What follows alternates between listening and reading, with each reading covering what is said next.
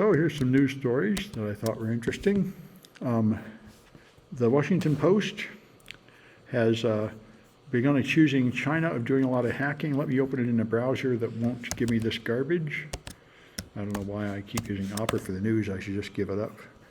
Anyway, see if anybody get this garbage out of the way and this garbage out of the way. Okay, so they claim that in the past year, China has hacked a utility in Hawaii and the West Coast Post and a port and a pipeline, and they say they're doing just what APTs are supposed to do. They probe, they find a vulnerability, they establish a presence, and all they do right now is watch, and they wait for a time of conflict between our nations, in which case they can disrupt things to help amplify the value of the conflict. And we all expect this coming over Taiwan, and that's anyway. So they claim China has been hacking our infrastructure, which is new. They've also been meddling in our election, which is new. Before, China didn't mess with us that directly. All they did was steal intellectual property, but they're ramping it up. And if I can dig through the ads, yeah, Russian hackers are sending in bomb threats to schools. That's what they say, although they don't explain here why they think it's the Russians, but the similar bomb threats have been called into many schools. This sounds like just sort of a prank from probably angry Russians angry over the Ukraine war, which makes a lot of sense. I mean, we are effectively at war with Russia, so we can expect their people to be attacking us. And we're not yet at war with China, although both sides are very hostile and certainly rattling their sabers and threatening hostility. I've been teaching a class to college teachers, and they told me about this. They said, he teaches a class, and he said, students don't know Python, so they use Orange. Orange is a GUI to write Python for you. And he said, you can make machine learning projects in Orange by just dragging and dropping icons. And so maybe it's a good thing. I don't know. I should try it and see. Interactive data visualization, it seems like a useful tool for beginner programmers that aren't comfortable with code, which is a lot of my students. They tend to be afraid of math and afraid of code, like most Americans, because the American education system de-emphasizes logical thinking and makes people feel like logical thinking is too difficult and they shouldn't do it. Quite a bit of things have been coming out about the COVID vaccine. There was one that came out about a week ago, a paper showing that the COVID RNA, the whole RNA vaccines have a probability of creating defective proteins when they reproduce, which cause them to have extra unexpected effects in the body. So that's interesting. And this one here explains the rare clotting effect. There are two vaccines that were withdrawn from America because they had a small probability of creating a serious clotting disorder, which was AstraZeneca and another one. And they didn't know what caused it, and now they figured out that there are several different clotting factors, and it interacts with one that amplifies another in some complex way. But they say they do now understand the mechanism by which that clotting problem occurred, so they may be able to avoid it in future vaccines.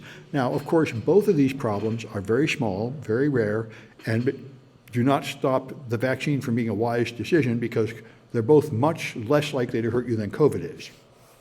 But still, it is a new type of vaccine, and we're just beginning to understand exactly how it works and exactly what the limitations are. So this is progress. And this was pretty interesting to me. So this is a fairly common thing you hear from like the feminist circles. For example, in America, if you are a boyfriend that has been a restraining order preventing you from getting near your girlfriend because you committed violence against her, I think the Supreme Court recently ruled that you cannot deny that person a gun. They still have the right to get a gun, even though they have proven a propensity for violence, and which is makes the women's rights advocates pretty angry. And so this is actually a interesting sociological issue. How do you know what the probability that a boyfriend will commit a physical crime against his girlfriend or murder her? And what they've found is if you take the legal court documents, you can feed them into an AI, and they claim AI can predict the probability that the boyfriend will kill the girlfriend. Although I thought the probability statistics quoted here were not terribly impressive. It was like 80% accurate in the best, but maybe that's pretty good for this sort of thing. I don't know. I know there are two things that medical sciences are notoriously bad at. If you're sick and you're dying and you say, how much time have I got? Doctors are notoriously very inaccurate at that. If they say you have 3 weeks, you might have a year, that sort of thing. And another thing is psychologists saying, well, this person is reformed and they won't commit more crimes. That's also notoriously inaccurate. These are very difficult things to do. So AI might be better at it than humans. I don't know. And so Elon Musk has introduced his AI in a hurry. The funding model is very strange, and it is intended to be the unwoke AI, trained on Twitter. So it will be full of lies and abuse and racism and stuff. And now, the funny thing is, now it is plagiarizing OpenAI. If you ask the Elon Musk's AI, it will sometimes say, I'm sorry, I am OpenAI, and I can't answer that question. And so people said, you're just copying AI. I'm afraid I can't fulfill that request as it goes against OpenAI's use case policy. But what's happening is not that he copied code from OpenAI or anything. What's happening is he trained it on the web, and the web is now full of ChatGPT generated responses. And this is something studies have confirmed, that if you have an AI and you train it on text that was produced by another AI, it gets crazy really fast. And that's why people said ChatGPT is actually going to destroy the web, because it's flooding the web with ChatGPT generated stuff, and then it's training on that, which makes it more and more crazy. So that's an issue. And a lot of people say the one big security issue that we were talking about in my earlier class today about AI is that it is going to greatly increase the amount of disinformation on the web and greatly confuse a lot more people. There'll be a whole lot more forum posts and web pages full of complete nonsense, because it's so easy to get it out of AI models. And future AI models that train on web data are going to have to somehow try to filter out the bad web data, which they did not do very much in the current models. And Business Insider looks like it's not going to let me get it in this browser, although I think it'll let me get it in the other browser. I don't know what's going on with everybody's paywalls. Yeah, I didn't pay in either case, so this is happening quite a lot. CNN was blocking me in Brave, but not in other browsers. I think all the news sources are going crazy, and they're putting up more and more attempts to put up paywalls, and they're writing them very sloppily, so they have this weird effect where they only work in certain browsers. If you have time, you can get rid of some of that text, and you will show up the underneath stuff. Going into inspect and delete it. I've tried that, but you usually can't scroll anymore behind there. No, just some of the common text, web page text, and then it will show up the underneath. Delete some of the stuff in the web page. Delete some of the stuff in the web page, and then what? The underneath content will show up. Yeah, I can delete the stuff on top, and the underneath content shows up, but then I can't scroll, so you can still only see the first paragraph or two. That's you. Once you get the whole page, you can do it offline anyway. They cannot. Yeah, that's possible. Yeah. Anyway, so a lot of people are complaining that ChatGPT is now slower and less accurate. They've complained about this for the last 6 months or so. And people say it's more difficult to work with, and it's lazier. It gives up easier, and you have to try harder to get answers. So we'll see. But they are constantly changing it. And for the last several months, they've been changing it in ways that will use less CPU, because it's expensive for them to run. So it might be being lower quality. And then again, this might just be rumors.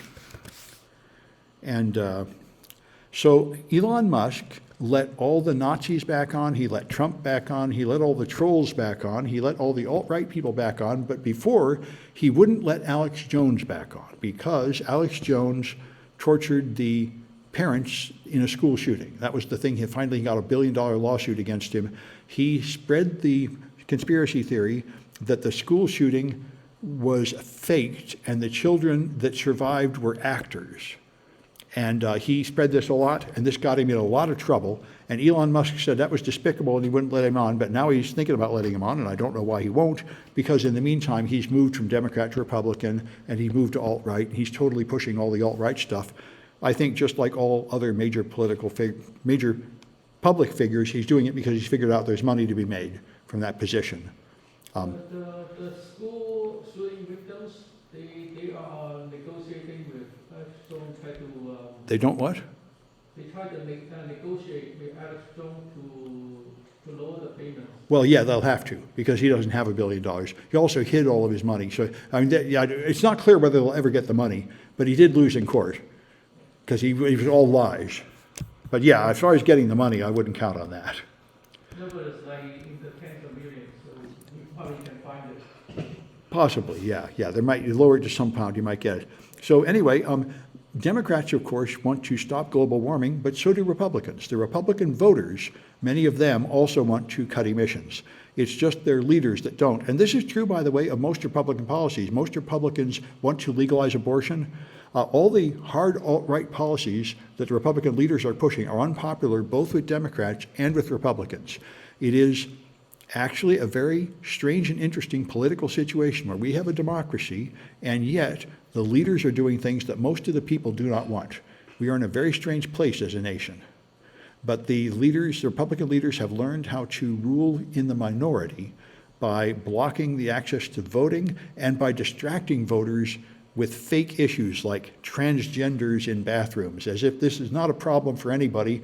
It doesn't even really exist, transgender people in sports. There's not enough of this to worry about, but they manage to get people upset about a stupid thing like that so they don't notice the things that are happening that will really affect them. It's a clever trick, and it's working pretty well. Anyway, see if I can dig through all the garbage. So there's a big deal at universities.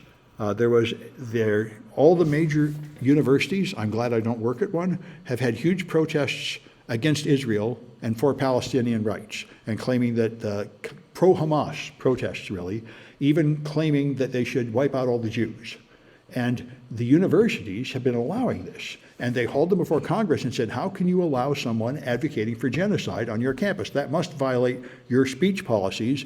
And all three of the major universities, the University of Pennsylvania and two others, all said, oh, that doesn't really violate our speech policies. We don't do anything about it unless they specifically threaten a student or start physical fights. And they were horribly embarrassed. One of them was already forced to resign. The other two will probably be forced to resign. And this is a pretty outrageous situation that you don't even get in trouble with your college for publicly advocating genocide as long as it's of the Jews. So they're being accused of anti-Semitism, which seems like a pretty good accusation. And anyway, it's pretty amazing that this happens. And the universities seem to have gone nuts.